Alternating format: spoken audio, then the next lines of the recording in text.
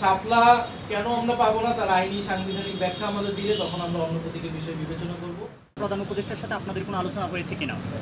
আমরা নির্বাচন কমিশনের ব্যাপারে অ্যাজ এ হোল আলোচনা করেছি যে আমরা নিবন্ধন পাওয়া থেকে শুরু করে এবং জাতীয় লীগ নামে যে আরেকটা দলকে নিবন্ধন দেওয়া হলো এবং শাপলা প্রতীক নিয়ে আমাদের সাথে কিরকম আচরণ করা হচ্ছে এবং ইশরাক হোসেনের মামলায় নির্বাচন কমিশনের যে অবস্থান ছিল এবং নির্বাচন কমিশন যে নিয়োগ কোন আগের আইনে যে নিয়োগ হয়েছে ফলে পুরো প্রসেসে নির্বাচন কমিশনের যেই কার্যক্রম এবং প্রশ্নবিদ্ধ হয়েছে যে সেই বিষয়টা আমরা তুলে ধরেছি। নির্বাচন তো খুবই অল্প সময় এখন বাকি আছে, কিন্তু যদি শাপলা প্রতীক না দেওয়া হয় সেক্ষেত্রে আপনারা নির্বাচনে অংশগ্রহণ করবেন কিনা?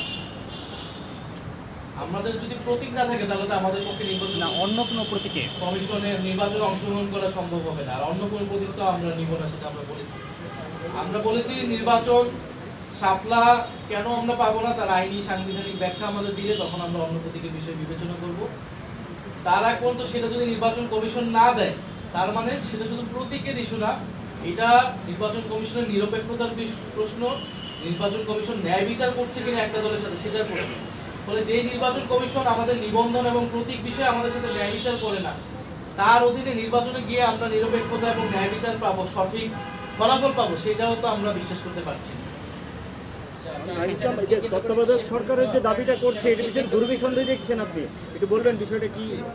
তত্ত্বাবধায়ক সরকারের যে দাবিটা করা হচ্ছে এর পিছনে আপনি দুর্বিসন্ধি দেখছেন, এটা একটু ব্যাখ্যা করবেন। আমরা মনে করি যে অবশ্যই এই উপদেষ্টা পরিষদের নিরপেক্ষ এবং দক্ষতা নিশ্চিত করা লাগবে একটি সুষ্ঠু নির্বাচনের জন্য, সেটা সেই দাবির সাথে আমাদের ভিন্নমত নেই।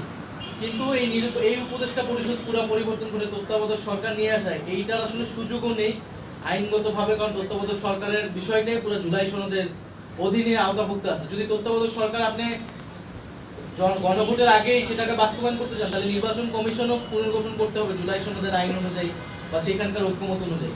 ফলে এই বিষয়গুলো আসলে যারা বলতেছে তারা কোন বিবেচনায় বলতেছে, কোন উদ্দেশ্য নিয়ে বলতেছে, এটা আসলে সন্দেহজনক। প্রধান উপদেষ্টা জুলাই সনদ বাস্তবায়ন আদেশে জারি করার জন্য যে স্বাক্ষর, এই বিষয়টা একটু ক্লিয়ার করে, কারণ প্রধান উপদেষ্টা যেহেতু রাষ্ট্রপতির অধ্যাদেশ দিয়ে সবকিছু পরিচালিত হচ্ছে। আমরা এটা স্পষ্ট করেছি যে জুলাই সনদের সাংবিধানিক আদেশ সেটা বিদ্যমান সংবিধানের অধীনে সম্ভব নয়, সেটা প্রেসিডেন্টই দিক অথবা প্রধান উপদেষ্টাই দিক। বিদ্যমান সংবিধানের অধীনে এরকম কোনো ধারা নেই, কোনো সুযোগ নেই। ফলে এই সাংবিধানিক আদেশ জারি করতে হলে আপনাকে সংবিধানের বাইরে আসতে হবে, সেটা একটা এক্সট্রা কনস্টিটিউশনাল ম্যাটারই হবে। ফলে এই এক্সট্রা কনস্টিটিউশনাল ম্যাটারের বৈধতা হবে জুলাই গণ অভ্যুত্থান। জুলাই গণ অভ্যুত্থানে জনগণের যে সার্বভৌম ক্ষমতা এসেছিল তার ভিত্তিতেই জনগণ সংস্কার এবং পরিবর্তন চেয়েছে এবং সেই অনুযায়ী এই সাংবিধানিক আদেশ জারি করা হবে। ফলে এই সাংবিধানিক আদেশ জারি করতে হলে প্রেসিডেন্ট চুপুর জুলাই গণ অভ্যুত্থানের কোনো বৈধতা নেই, বরং তার আগের আমলের ফ্যাসিস্ট আমলের নিয়োগকৃত রাষ্ট্রপতি তিনি।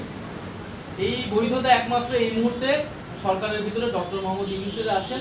ফলে ওনাকেই এই আদেশটা জারি করতে হবে এবং পরবর্তী গণভোট এবং পরবর্তী যে সংস্কার পরিষদ হবে এবং সংসদ হবে তার মাধ্যমে পুরো বিষয়টা রেটিফাই হবে।